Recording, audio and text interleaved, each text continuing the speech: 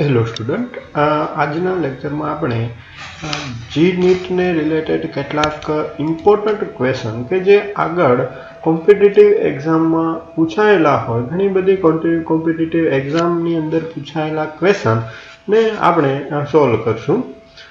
તો સૌપ્રથમ આપણે ફર્સ્ટ એક્ઝામ્પલ જોઈએ.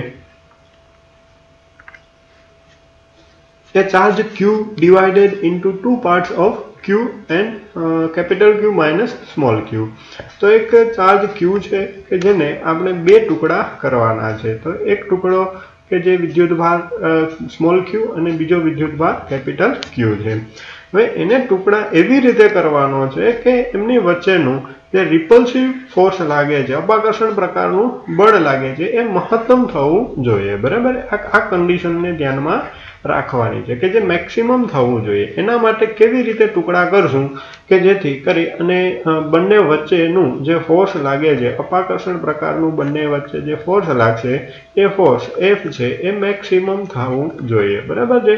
તો આ ફોર્સ મેક્સિમમ થવા માટેની શરત લઈ અને Q નું મૂલ્ય કોના પદમાં, તો કે કેપિટલ Q અને સ્મોલ q નો રિલેશન, એટલે કે capital Q divide by small q નો રેશિયો નું મૂલ્ય કેટલું હોવું જોઈએ કે જેથી કરી અને ફોર્સ મહત્તમ લાગે. તો પહેલા આપણે કુલંબ બળ લખીએ કે ધારો કે એક વિદ્યુતભાર Q છે અને બીજો વિદ્યુતભાર small capital Q minus small q છે. તો એ બંને વચ્ચે એ અમુક અંતરે રહેલા છે. જેમ કે આપણે r લઈએ કે r ડિસ્ટન્સ ઉપર બંને ચાર્જ રહેલા છે. Capital Q minus small q અને સ્મોલ q એ બંને ચાર્જ r અંતરે રહેલા છે. બરાબર. તો હવે એમની વચ્ચે લાગતું જે કુલંબ બળની વાત કરીએ તો એ કુલંબ બળ F ઇઝ ઇક્વલ ટુ કે એક ચાર્જ છે capital Q minus small q અને બીજો ચાર્જ છે એ સ્મોલ q છે અને એ બંને વચ્ચેનું ડિસ્ટન્સ કે જે r છે, તો r². બરાબર, આ F નું ઇક્વેશન થશે. હવે જ્યારે મેક્સિમમની કન્ડિશન શું છે, કોઈ પણ ફિઝિકલ ક્વોન્ટિટી જે છે એ મેક્સિમમ થવા માટે એનું ડિફરન્શિએશન કરવું પડશે. df divide by dq is equal to 0. આ એની શરત છે. બરાબર, કે કોઈ પણ ઇક્વેશન છે એમનું એ મેક્સિમમ વેલ્યુ ક્યારે હોય તો કે એનું વિકલન કરી અને એમની 0 વેલ્યુ મૂકી દો. સપોઝ કે હું કોઈ એક fx ફંક્શન લઈએ, આપણે fx is equal two x² plus 2x. બરાબર, આવું કોઈ પણ એક ફંક્શન છે. તો એમાં f મેક્સિમમ ક્યારે થાય, x ની કઈ વેલ્યુ માટે f મેક્સિમમ થાય, તો એના માટે શું કરવું પડે તો કે ફંક્શન છે એમનું x ની રિસ્પેક્ટમાં ડિફરન્શિએશન લાય અને m ઇઝ ઇક્વલ ટુ 0 મૂકી દેવાનું. તો આમનું ડિફરન્શિએશન થશે 2x plus 2 is equal to 0. તો x ની વેલ્યુ થશે -1. x ની વેલ્યુ -1 હોય ત્યારે એ ફંક્શન મેક્સિમમ થશે. બરાબર છે. તો આ જે કન્ડિશન છે એ કન્ડિશન અહીંયા પણ આપણે એપ્લાય કરશું. ફોર એક્ઝામ્પલ તરીકે મેં અહીંયા આપેલું છે. બરાબર. તો અહીંયા આપણે કોના રિસ્પેક્ટમાં ડિફરન્શિએશન લેશું તો કે સ્મોલ q ની રિસ્પેક્ટમાં. બરાબર છે.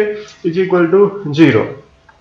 તો k divide by r² into capital Q minus small q into q. બરાબર, આમનું differentiation d by dq is equal to 0 આપવાના છે. બરાબર, કારણ કે k અને r² એ તો કોન્સ્ટન્ટ છે, આપણે ઓનલી q નું જ વિકલન થશે. બરાબર. હવે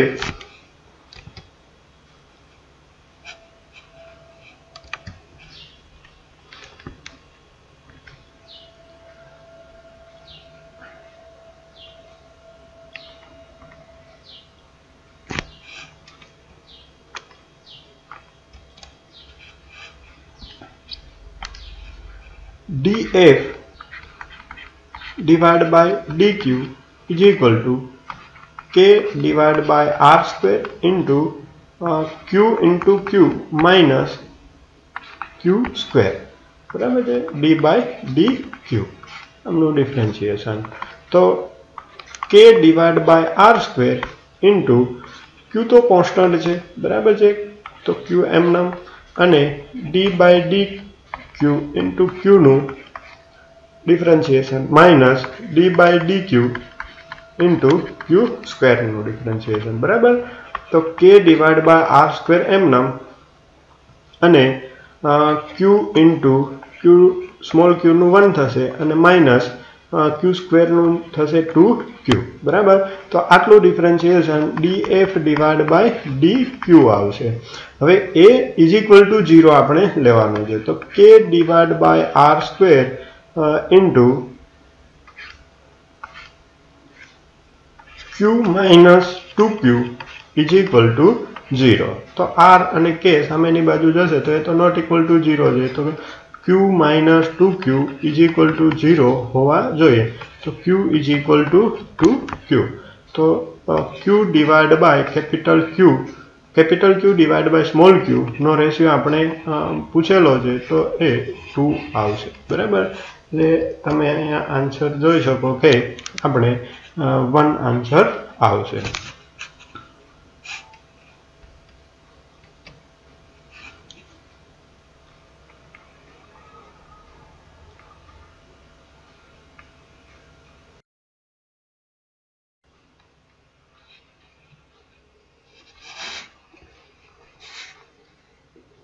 હવે અહીંયા two small conducting sphere of equal radius have charge 10 microcoulomb અને -20 microcoulomb respectively। બંનેનો ચાર્જ આપેલી દીધેલો છે કે બે ગોળાઓ છે એ બંને ગોળાઓનો એકનો જે 10 માઇક્રોકુલમ છે બીજાનો -20 માઇક્રોકુલમ છે અને એ બંને અમુક સેપરેટેડ ડિસ્ટન્સ રહેલા છે। કેટલા ડિસ્ટન્સ તો કે આ ડિસ્ટન્સનો અહીંયા વાત કરેલી છે।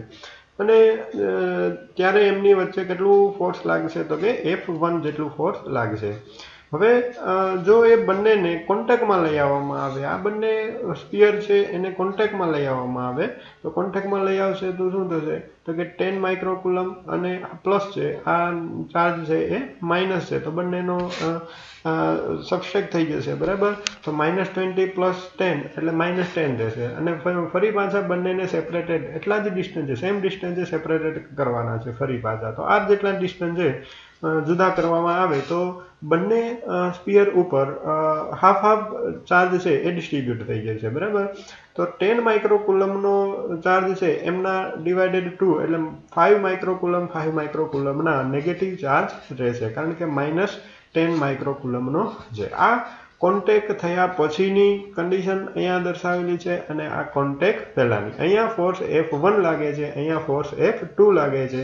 તો આ બંને ફોર્સનો આપણે રેશિયો અહીંયા કહેવાનો છે કે કેટલો ગુણોત્તર થશે બરાબર। તો સૌપ્રથમ આપણે પહેલા ફોર્સને F1 વડે લઈએ અહીંયા તો F1 ઇઝ ઇક્વલ ટુ કે Q1 તરીકે આપણે 10 માઇક્રોકુલમ લઈએ તો પ્લસ 10 માઇક્રોકુલમ એટલે 10⁻⁶ અને બીજો ચાર્જ છે એ -20 ઇન્ટુ 10⁻⁶ ને ડિવાઇડ બાય ડિસ્ટન્સ r છે કેપિટલ R તો r સ્ક્વેર r જેટલું ડિસ્ટન્સ બંનેનું છે બરાબર।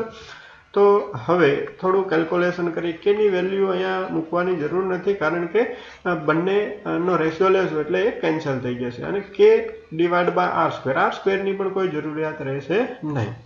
તો 20 ઇન્ટુ 10 એટલે કેટલા થશે તો કે -200 ઇન્ટુ 10⁻12 બરાબર છે। આ F1 ફોર્સ લાગે છે અને એ પ્રથમ જે કન્ડિશન આપણે કીધી છે એમની અંદર। હવે જ્યારે એ બંનેને કોન્ટેક્ટમાં લઈ આવશું અને પછીથી એટલા જ અંતરે સેપરેટેડ કરશું બરાબર છે એટલા જ r જેટલા ડિસ્ટન્સ છે તો બંને ઉપર 5 કુલમનો -5 કુલમનો ચાર્જ ડિસ્ટ્રીબ્યુટ થશે અને ત્યારના બળને આપણે F2 વડે દર્શાવીએ તો F2 is equal to k into -5 microcoulomb 10⁻⁶ into -5 into 10⁻⁶ divide by r square બરાબર। કેલ્ક્યુલેશન કરતા 5 ઇન્ટુ 5 એટલે 25 પણ પ્લસ થઈ જશે +25 ઇન્ટુ 10⁻12 બરાબર। આ બંને ફોર્સ છે F1 ઇક્વેશન 1 અને F2 ઇક્વેશન 2. હવે આ બંનેનો આપણે રેશિયો લઈએ F1 ડિવાઇડ બાય F2. તો F1 divide by F2 F1 હતો K divide by R square into -200 into 10 to power -12 divide by all divide by છે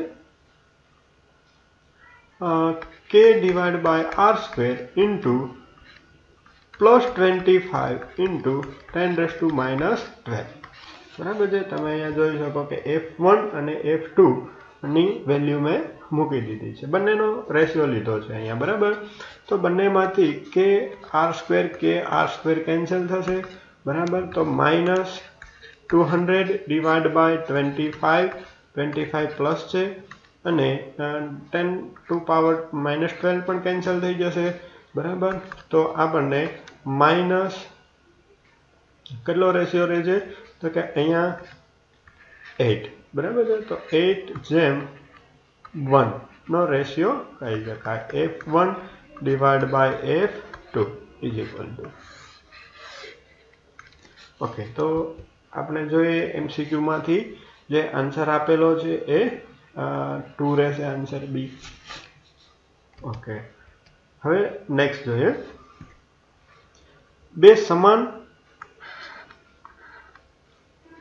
વિદ્યુતભારો Q ને જોડતી રેખાના કેન્દ્ર પર વિદ્યુતભાર Q રાખેલ છે. 3 વિદ્યુતભારોનું તંત્ર સંતુલનમાં રહે તે માટેનું મૂલ્ય કેટલું હોવું જોઈએ. બરાબર. તો એક સમાન વિદ્યુતભારો છે કે જે તમે અહીંયા જોઈ શકો. એ સમાન વિદ્યુતભારોને જોડતી રેખા ઉપર જે મધ્યબિંદુ, અહીંયા આપણે મધ્યબિંદુ લઈએ, ત્યાં એક બીજો વિદ્યુતભાર સ્મોલ q મૂકવાનો છે. બરાબર. અને આ ત્રણ વિદ્યુતભારોનું સંતુલન રચાય. બરાબર. એવી રીતે q વિદ્યુતભાર આપણે ડિસાઇડ કરવાનો છે. તો q વિદ્યુતભારનું મૂલ્ય કેટલું હોવું જોઈએ અહીંયા MCQ ની અંદર q ના પદમાં આપેલો છે. કેપિટલ q ના પદમાં આપેલા છે. બરાબર છે. 4 આન્સર. તો આપણે q ની વેલ્યુ જે કેપિટલ q ના પદમાં કેટલી થશે એ આપણે લઈએ. તો એના મધ્ય બિંદુ પાસે આપણે મૂકેલો છે સ્મોલ q ચાર્જ. અને તમે જોઈ શકો કે સંતુલનમાં ત્યારે જ હોય કે આ વિદ્યુતભાર હંમેશા નેગેટિવ હોય તો જ સંતુલન રચાય. બાકી બધા સંતુલનમાં હશે નહીં. અપાકર્ષણના લીધે એકબીજાથી અસંતુલન અવસ્થામાં આવી જશે. પણ જો આ વચ્ચેનો વિદ્યુતભાર નેગેટિવ હોય તો જે આ 1 બિંદુ લઈએ, અહીંયાનું 2 બિંદુ લઈએ, તો 1 બિંદુ ઉપર જે -q વિદ્યુતભારના લીધે લાગતું ફોર્સ છે એને F1 એ F1 ફોર્સ એવી રીતે એટ્રેક્શન પ્રકારનું હશે. બરાબર. અને 2 ઉપરનો જે કેપિટલ q વિદ્યુતભાર છે એને લીધે રિપલ્સિવ પ્રકારનું ફોર્સ હશે. બરાબર છે. કે જેને F2 કહેશું. અને F1 અને F2 બંને ઇક્વલ થવા જોઈએ. એવી જ રીતે કોઈ પણ ચાર્જ માટે લઈ શકાય. -q ઉપર લાગતું નેટ ફોર્સ પણ 0 થવું જોઈએ અને 2 બિંદુ ઉપર રહેલો q ચાર્જ છે એના ઉપર પણ 0 થવું જોઈએ. તો અહીંયા આપણે 1 બિંદુ ઉપર જે રહેલો ચાર્જ છે કેપિટલ q એના ઉપર નેટ ફોર્સ લઈએ. બરાબર. તો -q વિદ્યુતભાર ના લીધે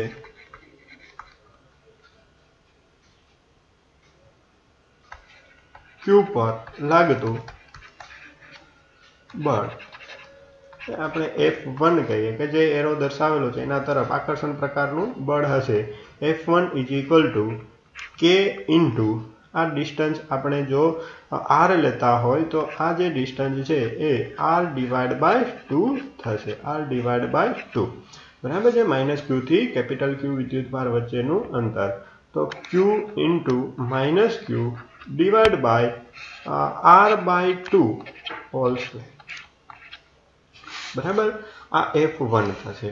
હવે એવી જ રીતે F2 છે એ F2 બળ લઈએ કે જે +q વિદ્યુતભાર ના લીધે કેપિટલ Q વિદ્યુતભાર પર લાગતું કે જે આ 2 બિંદુ પર રહેલો છે પરના q વિદ્યુતભાર અને આ 1 બિંદુ પરના +q વિદ્યુતભાર ઉપર લાગતું બળ છે. બરાબર છે. તો F2 is equal to K into બંને વિદ્યુતભાર Q જ છે તો Q into Q divide by distance થશે R², કારણ કે એ બંને વચ્ચેનું ડિસ્ટન્સ આપણે R લીધેલું છે. તો હવે એ બંને બળો તો સરખા છે, કારણ કે સંતુલન અવસ્થાની અંદર બંને બળો સરખા થશે. તો સંતુલન અવસ્થામાં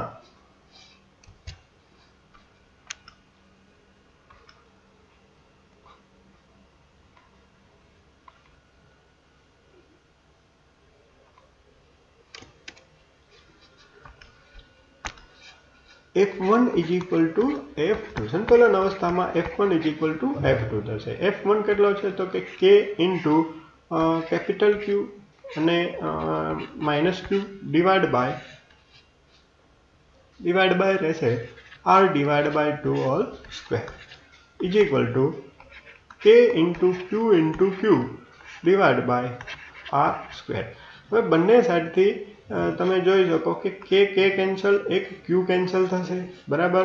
તો અહીંયા બંનેના જો મેગ્નેટ્યુડ લેવામાં આવે તો આપણે જનરલી, કારણ કે દિશા તો ઓલરેડી ઉલ્લેખ કરી દીધો છે, તો અહીંયા આપણે આ નેગેટિવ લેવાની જરૂર નથી, કારણ કે બંનેના મૂલ્ય જ સરખાવી દઈએ છીએ. એક નેગેટિવ મૂલ્ય છે એ તો દર્શાવશે કે જે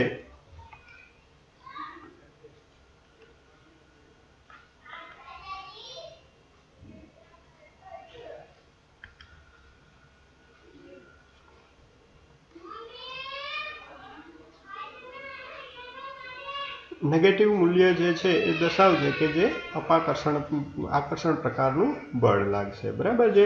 તો અહીંયા minus Q divide by R² divide by 4 is equal to Q divide by R². R² પણ કેન્સલ થશે, તો 4Q is equal to Q, બરાબર. આપણે રેશિયો જોઈએ છે Q ડિવાઇડ બાય Q નો, તો એ રેશિયો થશે 4:1 નો.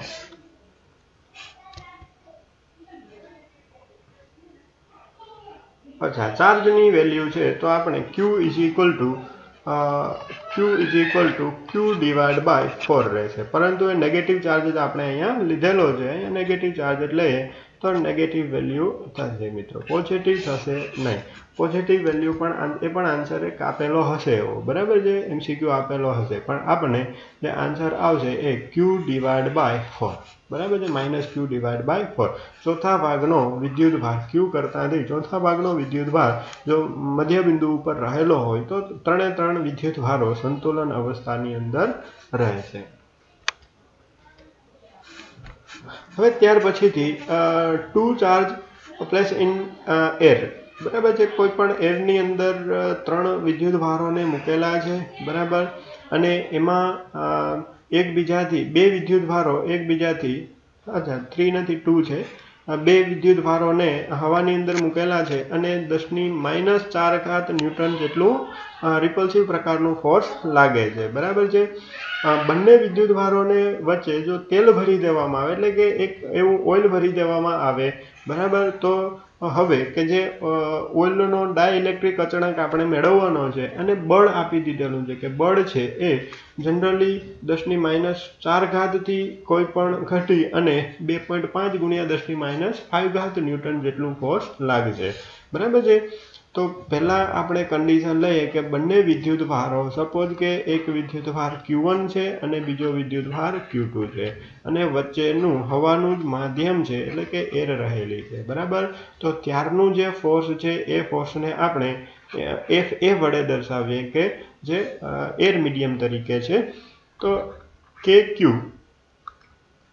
અથવા તો આપણે જનરલી 1/4πε0 તરીકે લઈએ, 1/4πε0 into Q1 Q2 divide by R², R જેટલા અંતરે રહેલા છે, બરાબર. આ ફોર્સ આપણે આપી દીધેલું છે કે 10⁻⁴ ન્યૂટન, બરાબર. અને જ્યારે વચ્ચે Q1 અને Q2 વિદ્યુતભારની વચ્ચે જો કોઈ ઓઇલ રહેલું હોય કે જેનો ડાઇલેક્ટ્રિક અચળાંક આપણે જાણતા નથી એ મેળવવાનો છે બરાબર, તો ત્યારે ફોર્સ એને F મીડિયમની અંદર ફોર્સ Fm વડે દર્શાવશું. તો Fm ઇઝ ઇક્વલ ટુ જે 1/4 પાઈ એપ્સિલોન આવે, એટલે એપ્સિલોનની જગ્યાએ આપણે એપ્સિલોન 0 ઇન્ટુ કે ડાઇલેક્ટ્રિક અચળાંક લઈ શકાય. Q1 Q2 divide by R square, એટલે કે જે FA છે FA ડિવાઇડ બાય શું થશે કેમાં ભાગનું ફોર્સ થઈ જશે. મિત્રો આ થિયરીમાં આપણે જોયેલું છે કે જે મીડિયમની અંદર જે કે જેટલા ડાઇલેક્ટ્રિક અચળાંક ધરાવતું મીડિયમ હોય એમની અંદર કોઈ વિદ્યુત ભારને મૂકેલા હોય તો એ કે ડિવાઇડ બાય થઈ જશે. જો એ હવાની અંદર હોય એમાં જેટલું ફોર્સ લાગે છે એનાથી કેમાં ભાગનું ફોર્સ લાગતું હોય બરાબર. તો અહીંયા આપણે મીડિયમની અંદર ફોર્સ પણ છે, તો ડાઇલેક્ટ્રિક અચળાંક કેની વેલ્યુ નક્કી કરવી છે તો FA ડિવાઇડ બાય FM બરાબર છે. અને એરની અંદર કેટલું ફોર્સ લાગે છે તો કે 10⁻⁴ અને ડિવાઇડ બાય FM મીડિયમની અંદર કેટલું લાગે છે તો કે 2.5, અહીંયા જે આપેલું છે 2.5 ઇન્ટુ 10⁻⁵ બરાબર છે. થોડું સિમ્પ્લિફિકેશન આપતા